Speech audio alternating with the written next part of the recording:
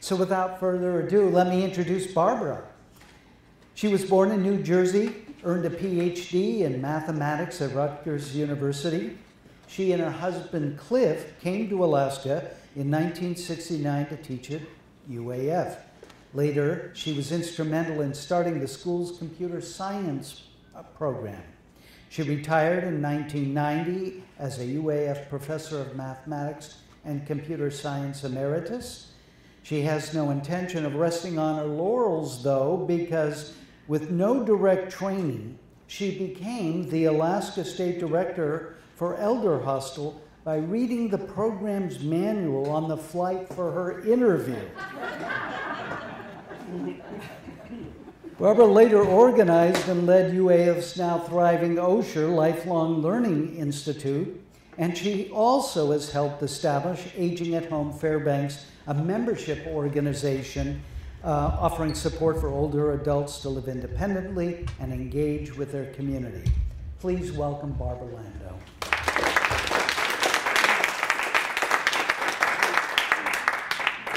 I so want to get to that point where you studied the manual on the flight down, but let's go first to your roots. Now, you have been involved with education at the college level and with Elder Hostel and lifelong learning.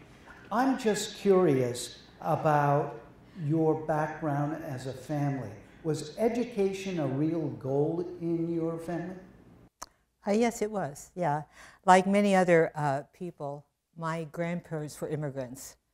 Mine were from Eastern Europe, Poland and Slovakia.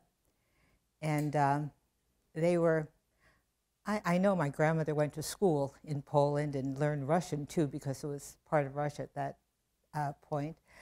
But they came to America when they were quite young. And my parents were from large immigrant families and were not able to finish high school. They had to go to work. My mother went to work when I think she was 13 in a sewing factory. And if I have this, if I remember it correctly, I think she said she made 75 cents a day. I think that's quite possible. And my father went to work very early too. He didn't get to go to high school.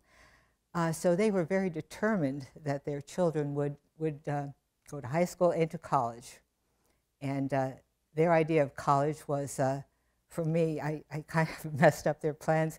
Their plan was for me to go to the local state teachers college. That was their goal. But I got a scholarship and went to a private school and a liberal arts college and went on from there.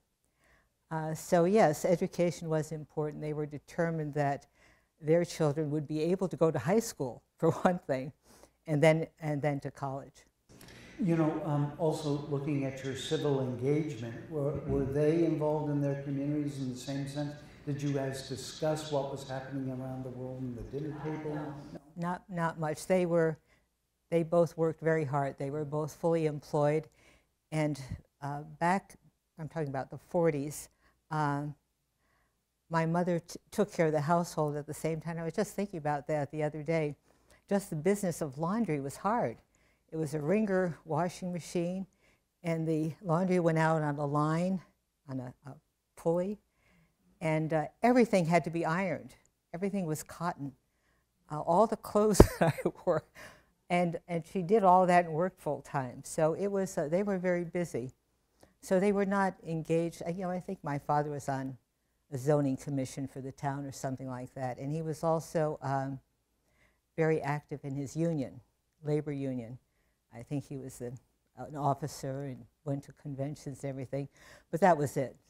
No real active engagement. It's so curious, of course. We put in place laws, child labor laws, because of the exploitation of the very young in horrendous conditions. And today we're seeing that those laws being wiped off the books and younger people being drawn into the workforce before they have a chance to learn and become educated.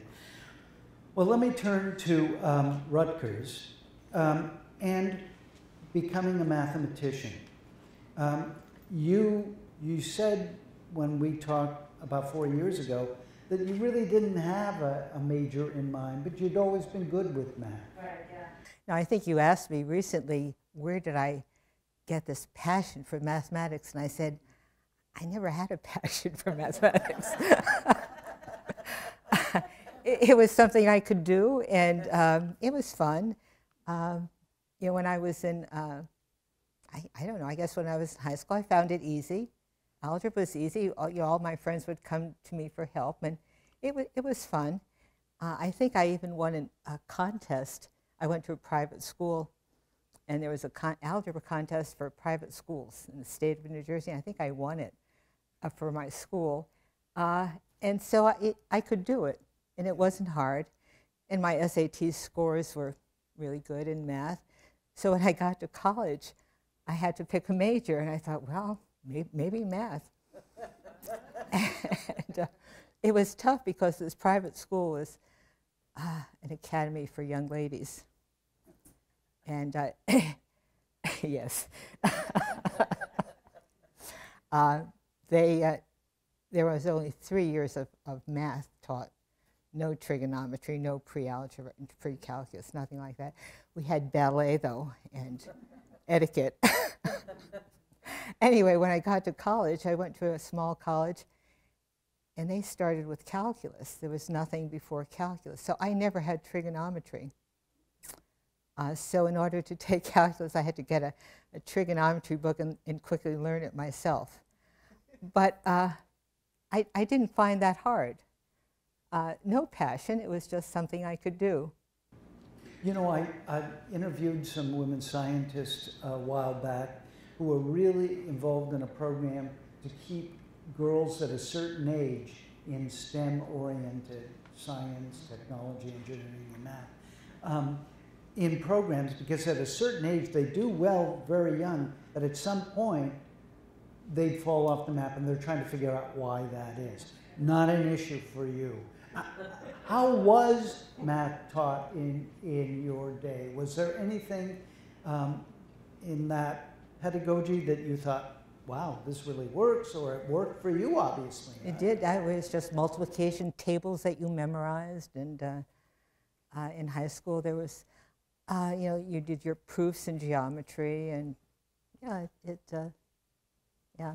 Well, I mean, and of course, today we recognize how important that kind of training and the logic involved in proofs in computer science, of course, but just in thinking, in learning how to reason, and also, I have to tell you, one of my favorite quotes, and I don't know if it's true, it could be spurious, but apparently either William or Henry James said, algebra is just a low form of cunning.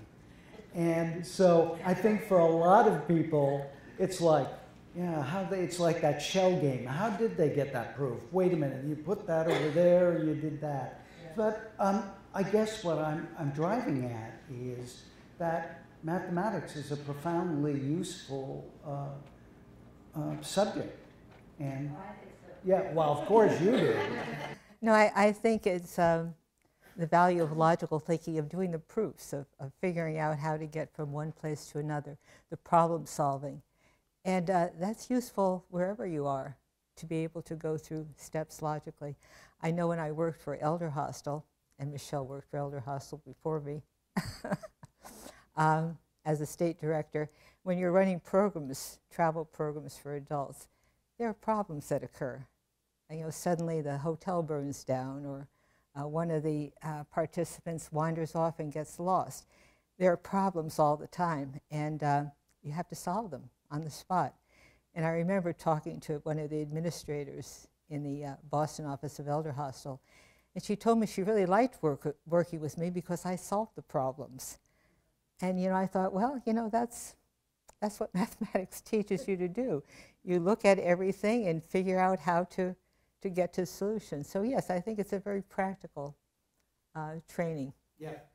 Well, now to continue with women, were there women on the faculty of the math department when you were studying at Rutgers, and any role models for you in becoming a woman? Yeah, I think there was at least one. No, on the faculty. Oh. When I went to Rutgers on with a teaching assistantship, and teaching assistantships there were not really assisting a teacher. We taught classes. We were instructors. And I went to the first meeting of the teaching assistants. There were about 20 of us.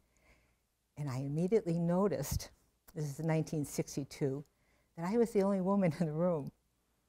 And it was just a fact back then that women were discriminated against in math, in the sciences, and in medicine. And there was no secret about it. They'd tell you. They'd say, well, you're just as good as the man we accepted, but we prefer men. They said this right out loud. They accepted me because I was a little better than the average men who applied, and they told me that too. And they told me that they didn't expect me to last. They took me because I was better, but they accepted a woman teaching assistant 10 years before, and she only lasted a year. So that was I loved it though. It was a great experience. I had lots of friends among the other students, and I didn't mind being the only female. But after me, I succeeded. That year I didn't drop out. And the year after me, they had at least one other woman who became a very good mathematician, nationally known. And after that, there were a few more women, and I really felt that I did break the ice there for women. And then within a few years, the Equal Rights Amendment came out that really had to do with race, but it also affected how people stopped discriminating against women. But back then, as I said, it was just blatant. All the other first-year teaching assistants taught a 3-credit college algebra class. They gave me a 5-credit calculus class for engineers. It was twice as much work. And they said they were being kind to me because I was teaching in Rutgers University. Graduate programs were co-ed, but on the undergraduate level they were not. Rutgers College was for men and Douglas College was for women. Well, I was teaching in Rutgers College for men, and they said I'd get a better class of students if I had the engineering students. I was only 21 years old, and some of the students in the class were older than I was. Some of them were veterans and so on. So I taught a class that was twice as much work as the men students. And that's how it was back then. In order to succeed, women had to be better and work harder than the men. And we just accepted it. There was nowhere you could complain. We just did it. Mathematics encompasses a broad range of subjects. And you did your dissertation on abstract algebra, is that? Yeah, do I have that right? In a field of abstract algebra, yeah.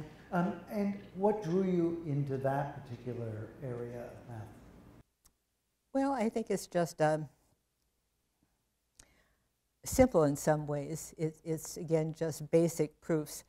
Just let me say what abstract algebra, simplistically, what this is. If you think about what you do in arithmetic, you have two numbers and you operate on them by addition or subtraction or something. And in abstract algebra, you abstract, this is just the beginning of it, you abstract away from that and say, well, maybe not numbers in algebra, you do letters. And so you just say, well, you have a set of objects. Maybe they're numbers, we don't know what they are, a set. And there's an operation that you perform on the objects in the set. And then you write down rules, axioms for how this is going to work.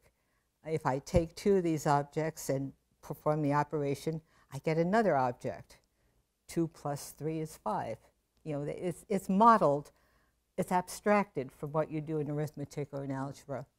And you have a set of definitions or axioms, and then you say, well, I think with this system that I've invented, I think the following is going to be true. And I see lots of examples where it's true, but you have to prove it. So you have to go through the logical steps based on your axioms to get down to the proof of this. And once you have the proof, that's it. In mathematics, the proof is it. It's black and white. No one can argue with it. If they accepted the axioms, they accept the answer. So it's very satisfying. It's getting the proof, that is. If you don't get the proof, then it's not so much fun. Yeah, I can imagine, yeah. Now, you and Cliff got joint contracts to UAF when you came We both here. got contracts here, yeah. And what oriented you to Fairbanks, to Alaska, to come up here? You'd been here before? Yes, we drove up from New Jersey in a Volkswagen Beetle in the summer of 1967, perhaps. And just as a summer vacation, and we camped all the way because we had no money.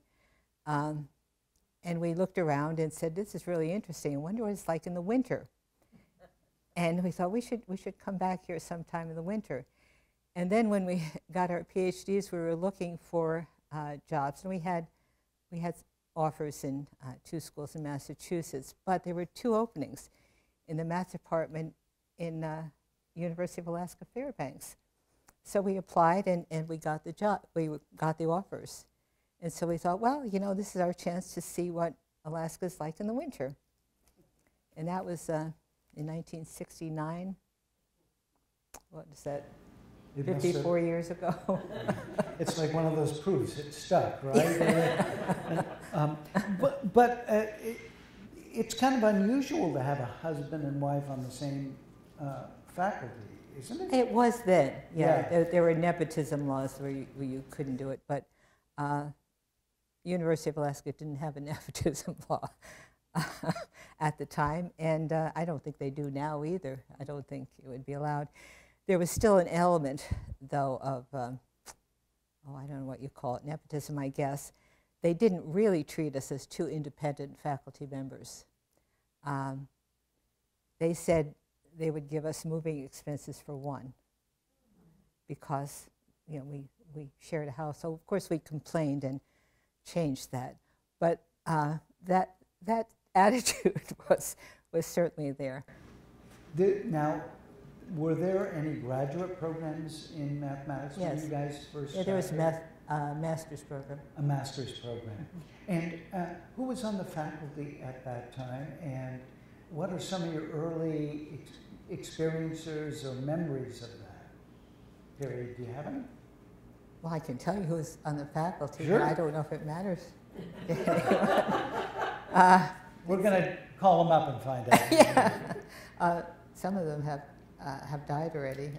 Bob Brown and Tom Head and Phil Van Veldhuizen and Pat Andresen.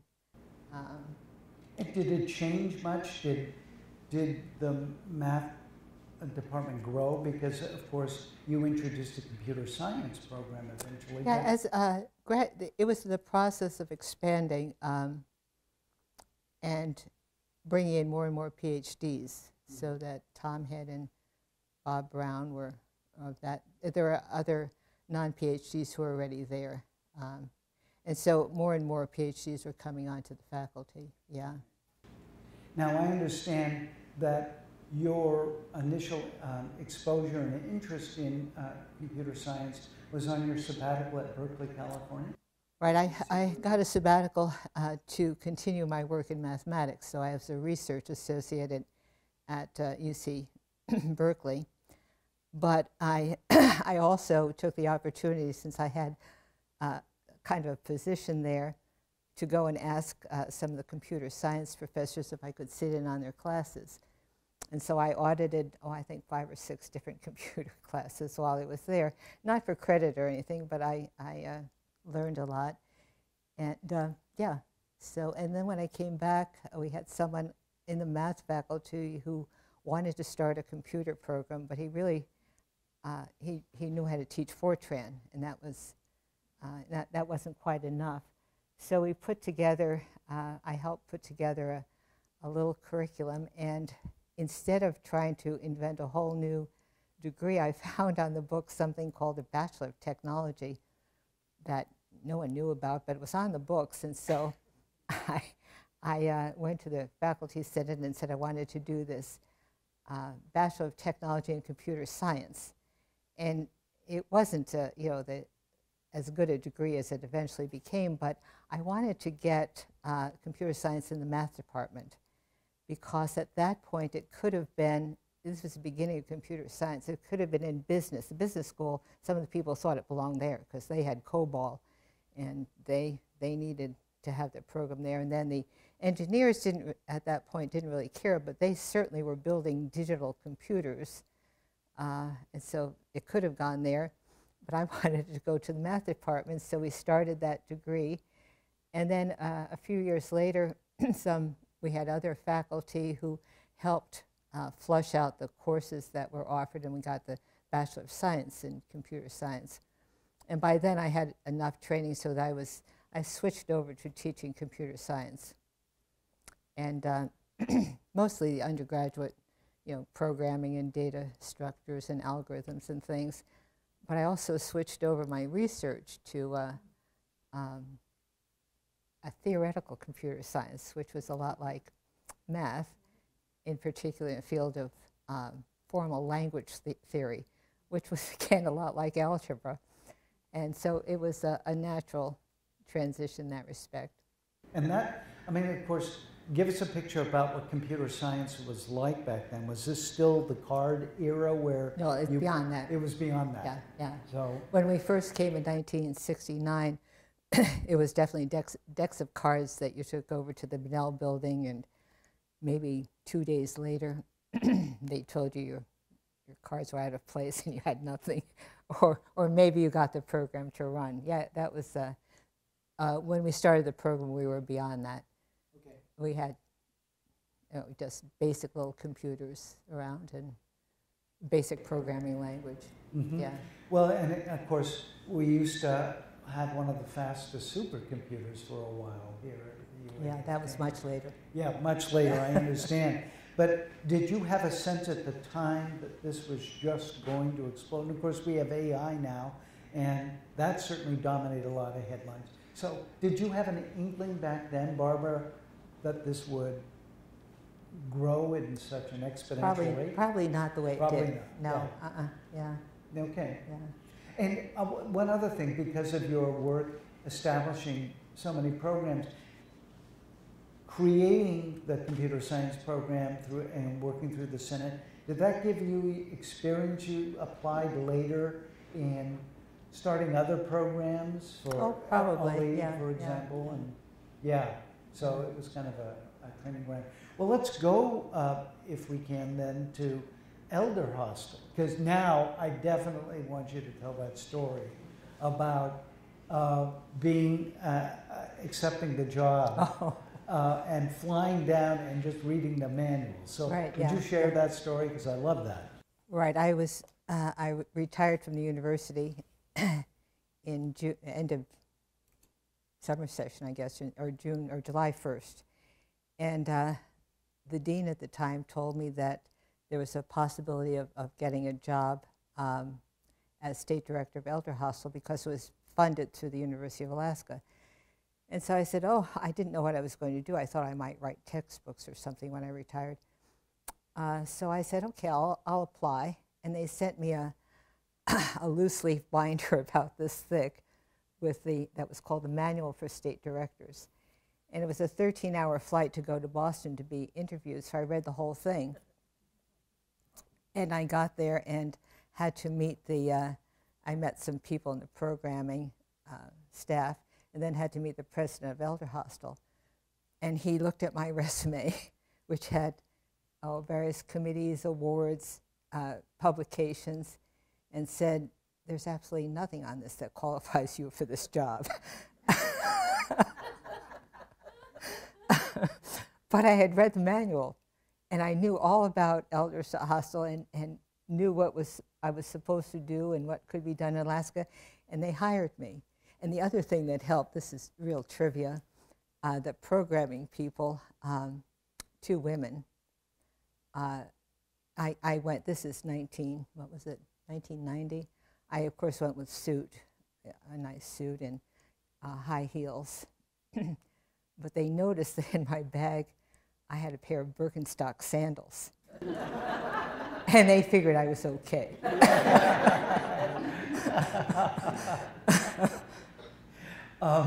Well, give us a picture of what Elder Hostel was like when you stepped into that responsible role.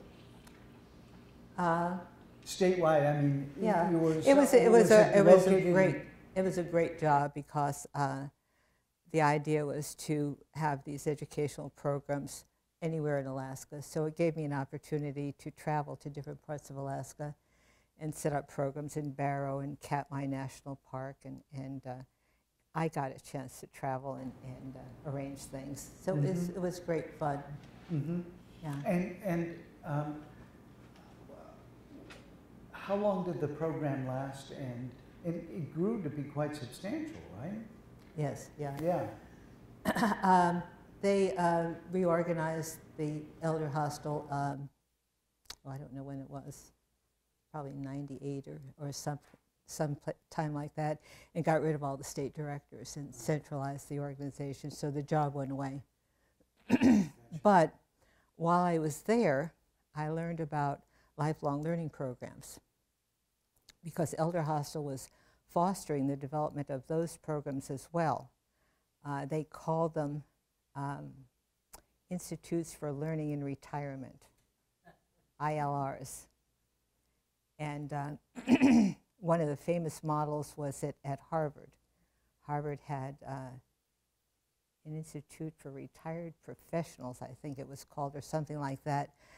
And the idea was for Harvard, it was for professional people to get together and really delve into studies of things, and they really had to participate. In order to get into one of those, you had to apply and be accepted as, anyway.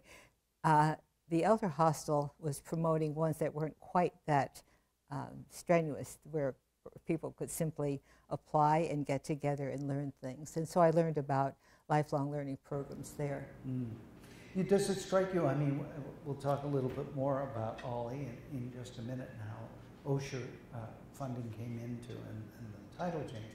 But it strikes me about our culture's approach towards the elderly. In a fundamental way, of course, our lifespan has greatly increased.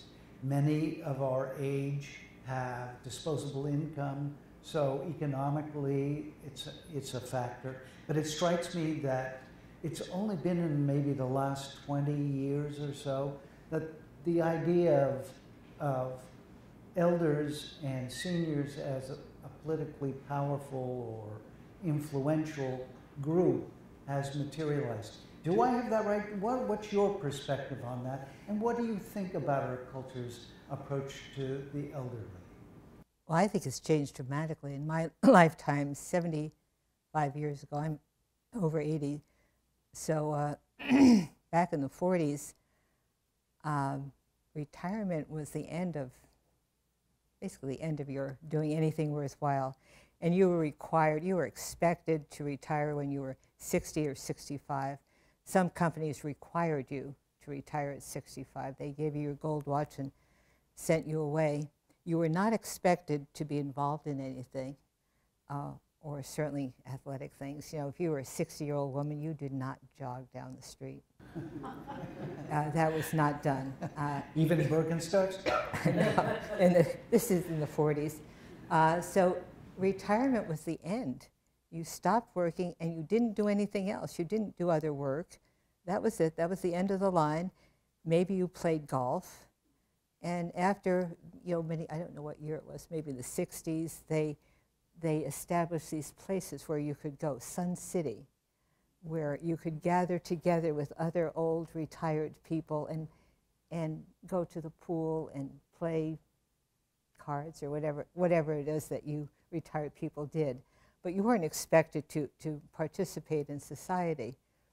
And so it's quite different now. And some of the things that changed along the way, one of them I think is Elder Hostel had changed thinking a little bit. Back in the 40s or 50s, old people did not go to college.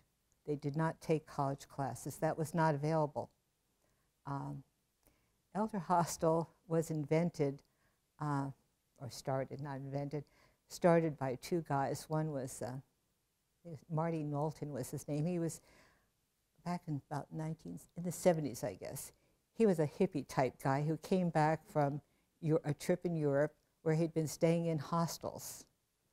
And he went and visited his friend who was at the University of New Hampshire, and this friend was in charge of residential life.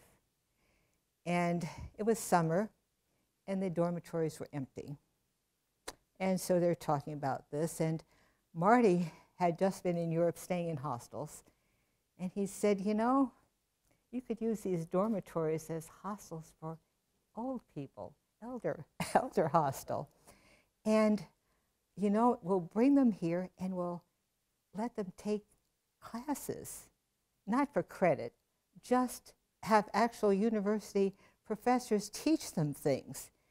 And the idea that old people would want to learn things was a new concept back then. It maybe not brand new, but it was different, and it worked. People liked it, and these sprang up all over the place. Elder hostel, of course, changed. It eventually became more of a educational travel program, and it didn't stay in dormitories that long because as the new generations of older people came in, they wanted private bath, and dormitories didn't have those. But anyway, there was this idea that I think they helped promote, that old people could enjoy college classes.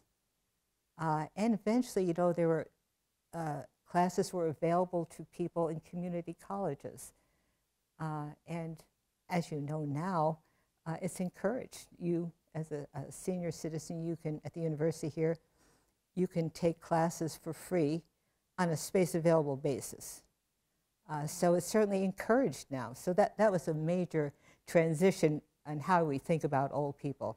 We now say, yes, it is possible for them to continue learning. We think it's possible for them to continue being athletes. Let's say, how old is our senior games? Maybe about 30 years old? That's new. The fact that old people could compete in athletics, that's quite different. And of course, in community engagement, that's quite different. I mean, we have people who are over 65 in government. The White House comes to mind. Exactly, yes. Yeah. And in the Osher, Bernard Osher, who I guess we'll talk about the Osher Foundation and Osher Lifelong Learning, he's still around. I think he's in his 90s now. The reason that he gave millions and millions of dollars to lifelong learning programs was because he liked the idea that of lifelong learning, that older people would be learning more, and he particularly wanted them to stay engaged, to learn about what was going on in politics in the community and stay actively engaged in the community. So again, he wanted to promote that as well. So there have been many things that have led to a big difference in how we view older people. Oh, absolutely, and it strikes me too. Last year for this series, I got to speak with Reverend Dr. Anna Frank, and she was recounting her upbringing in Minto, and how it really was, we have this expression, it takes a village. Well, for her growing up, it was a village. Everybody knew everybody else and cared for everybody else, and that in indigenous cultures, elders play a respected role, and they sort of carry the wisdom. And I'm just curious that in some way, this newfound respect for this period in life is trying to get back, maybe, do you think, to that sense that we still have in our declining years, let's say, more to contribute? I would hope so. Yeah. I think, you know, there is a wisdom that comes with age. Older people have gone through so many crises and experienced so many things. They're much better at handling crises, I think, because they've seen it before. They don't get into a panic over things. They have experience, life experience.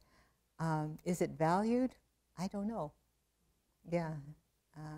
Not as much as in the native cultures, I think. No. Yeah. The analyst James Hillman wrote this book I read recently called The Force of Character. And it's about aging from a psychoanalytical point of view. But his point was, you don't really get character until you're at this time of life, because your character is molded by experience. Mm-hmm. And we have so much experience at this age. Right, yeah. Exactly. We become real characters. Yeah. Well, that might be partly Alaska too, Barbara.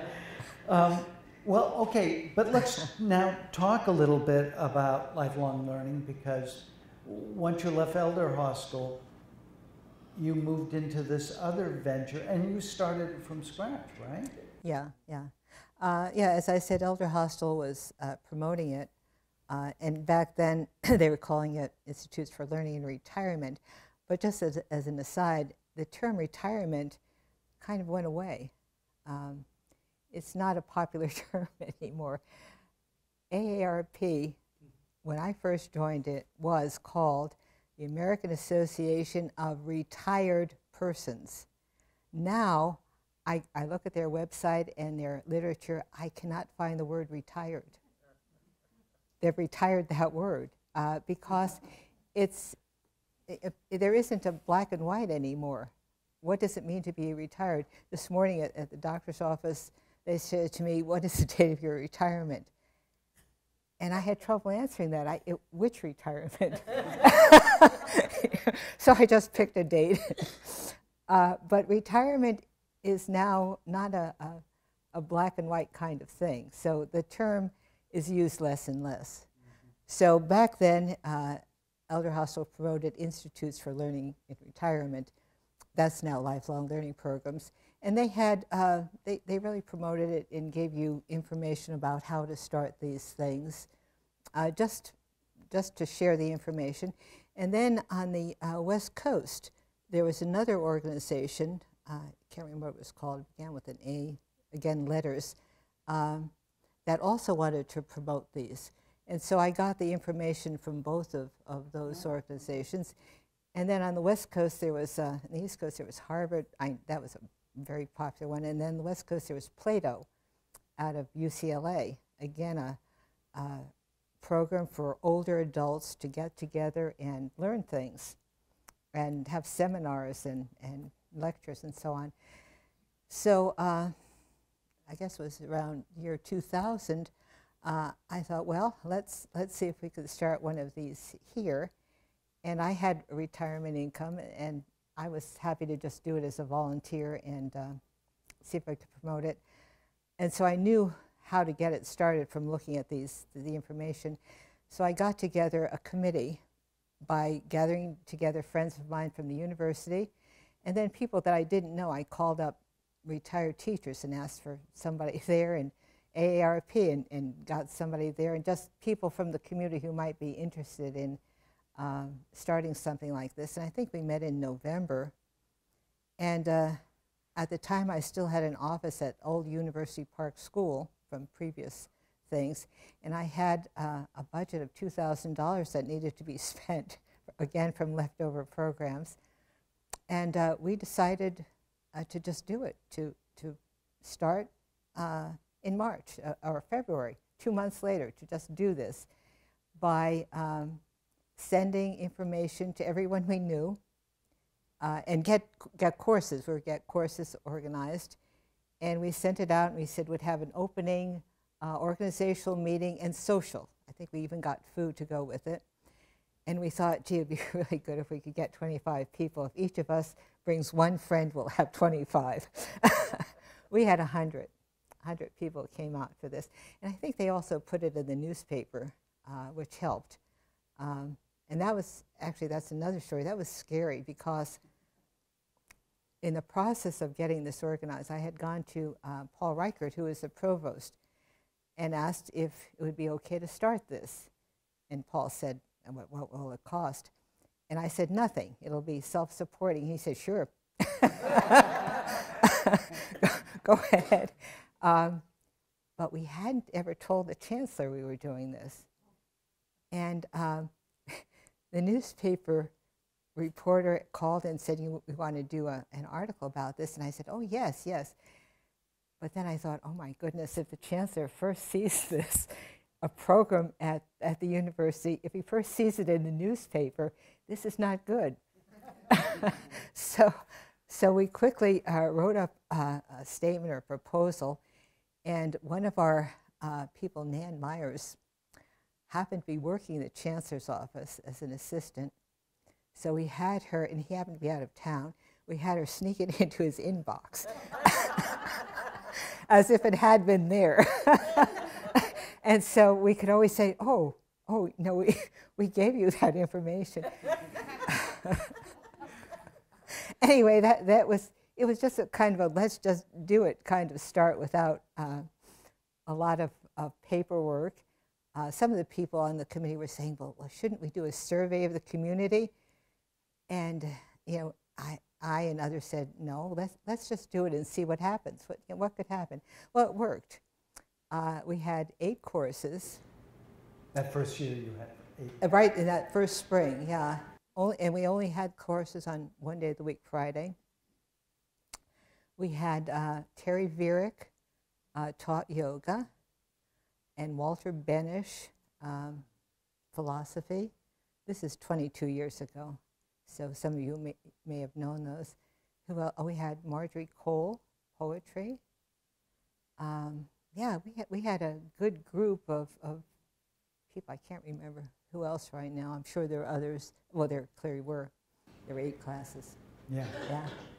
And then how did it grow? I mean, at that point, it'd be... Oh, yes, yeah. I think by the end of the year, by the next year, I'm sure we had at least 200 people. And it was going quite well. And after a few years, I started worrying about where it was going to go because I was pulling a salary at that point of, I think, $3,000 a year for this job. And it definitely occurred to me that if I left, who would take that job for? It was almost full time that I was working for $3,000 a year, and that was quite worrisome. And it was about, I don't know, about 2004 or 5, I got an email from this Osher Foundation. And I had heard of Osher Foundation and various things supported by them, like integrative medicine and various things that were supported by this charity. And I got this email message from them, and they said that their founder, Bernard Osher, was interested in funding lifelong learning programs. He had started one in Maine, where he was from, and in San Francisco, where he lived. He was in savings and loans, I think, and then in auction houses. He did art auctions and became a multimillionaire, and had no children or anything, and he wanted to form a charity. He formed a foundation with the idea of giving it all away, millions and millions of dollars, eventually, not instantly. And so he liked this lifelong learning program because I said he liked the idea of older people remaining engaged and active in the community by taking classes and keeping up to date.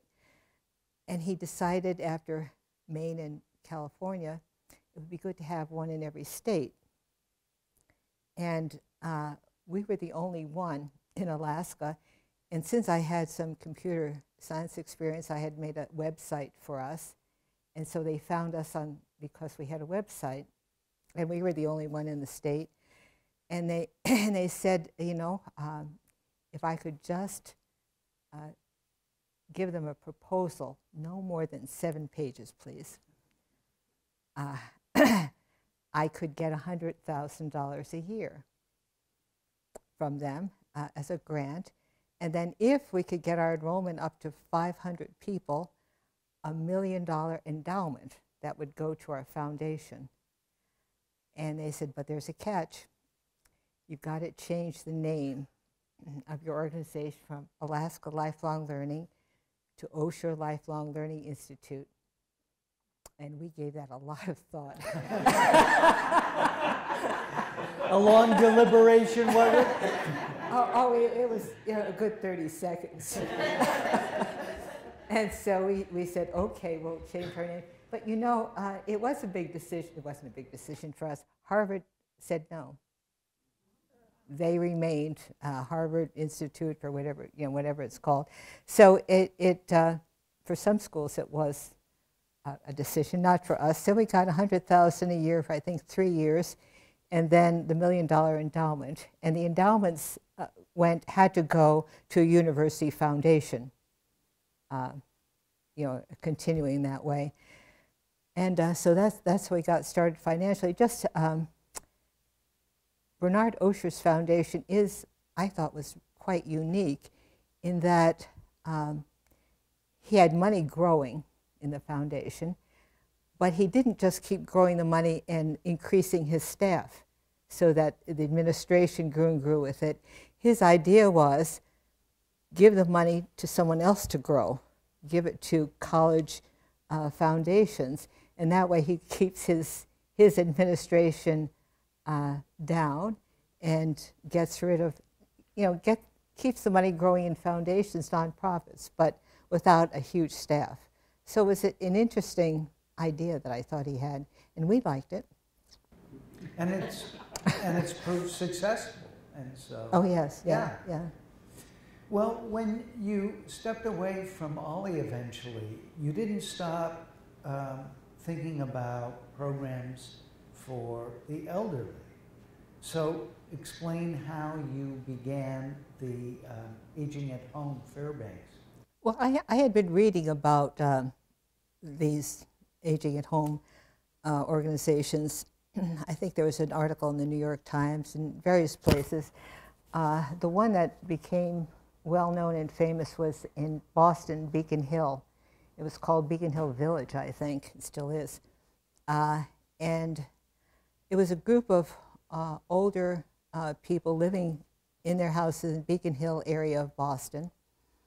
And they got together because they realized that they needed help with various chores and things in the house that they couldn't handle anymore. The story was that there was a couple who on the 3rd story of their house had snow or sleet or ice or something coming down, and it had to be taken care of. So the husband, the older man, was hanging out the window, and his wife was hanging on to him, and to take care of this thing outside.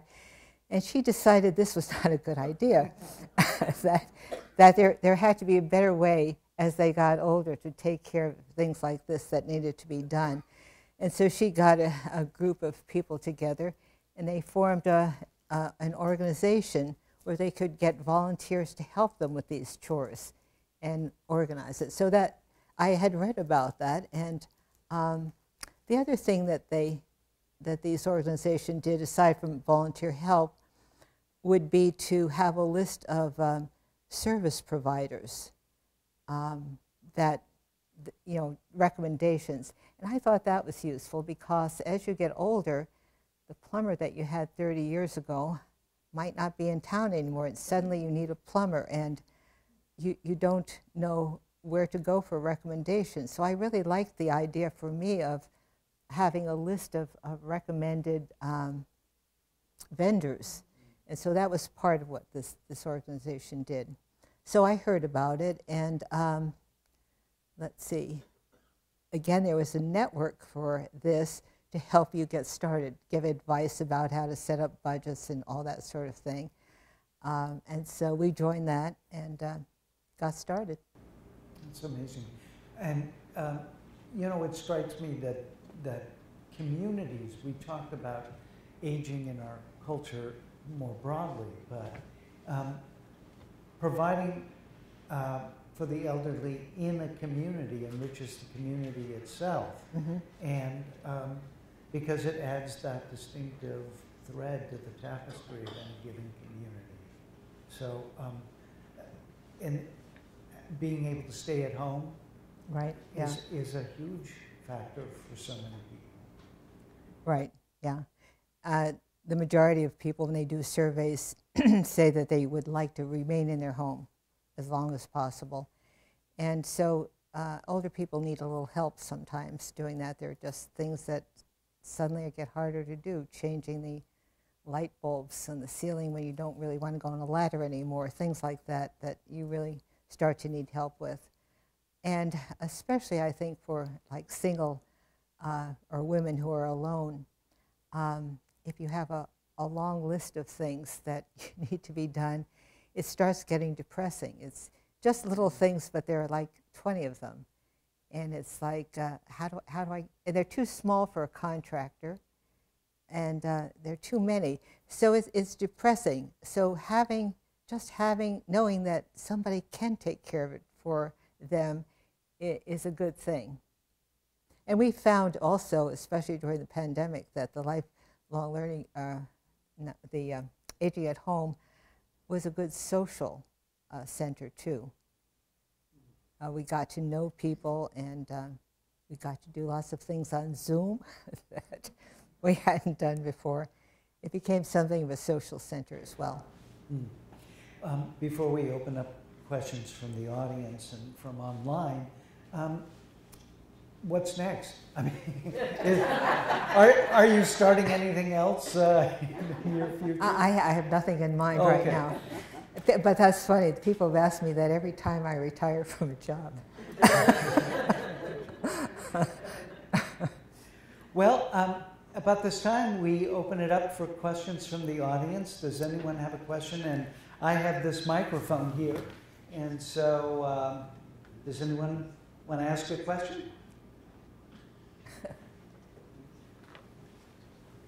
I'm sure you have better questions to give you more to think about it. Thanks to you setting up Ollie, I've usually taken more than 200 courses, 4 classes each course. If I TV, radio, whatever gives me sensory deprivation. And there's maybe being mathematical, it's been proven in the past, helps, also is conducive to some form of logical approach of accomplishing things, which I think is one of your hidden superpowers. There was a woman who had, this is suggesting an next child, there was a woman who had an autistic child, and the boy would ask the same question 1,000 times, it's not his fault, not hers. And she wondered if she was being a bad mother, but she bought an iPhone. And she wrote an article to Siri with love. And the boy would ask the iPhone questions. Siri didn't care 1,000 times. And one of the things that started right off is he couldn't speak well. So Siri had said, of course, I didn't get that. And Siri taught him to talk well, and really developed him. Well, that's Siri. So my original question might have been, when are you going to co-instruct a class with an AI instructor? But beyond that, I think that if we had on iPads, set it up really simple, that using AI is developing very quickly, good and bad, whatever, I don't know, but there's good in it, and it's around, inescapable. Let's use it to our ability. And so can we set it up so that we have that companion? I've been 24 times to South America, 5 months each. I just got back from my 6th 3-month trip to Italy.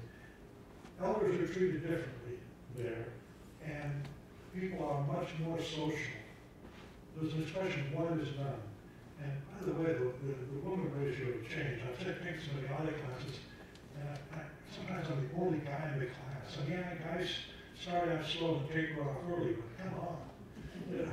But when can we develop a program? Can we develop a program to use AI that very simple where you have these conversations with developing AI that keeps you connected, because that will make a big difference. Okay, Paul, I'll work on it.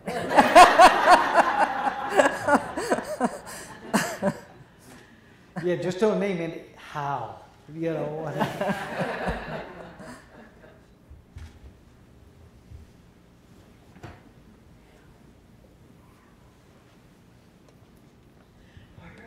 Thank you for all you've done. My question is, what has been the most rewarding for you in all of your accomplishments thus far? Whether it be writing programs, whether it be instructing students and watching them grow and succeed and reach their aspirations, or has it been making a difference in the seniors' lives? Well, I think developing Ollie is probably what I think of it as affecting most people. I feel it's something that I did for the community, and hundreds of people have enjoyed it. So to me, that's probably the most important thing. It's been rewarding for me. I can't say it's been for anyone else. And thank you very much for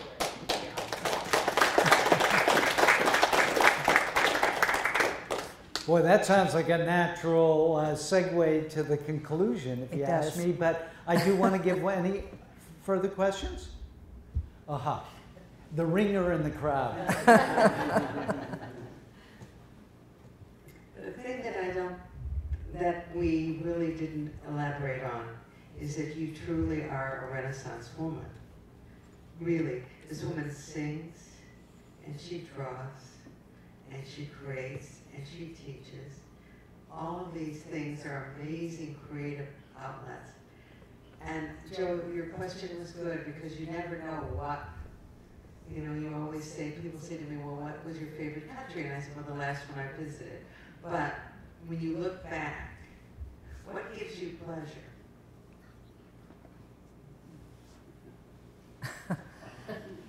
You're trying to make this a really big final question. I like wine.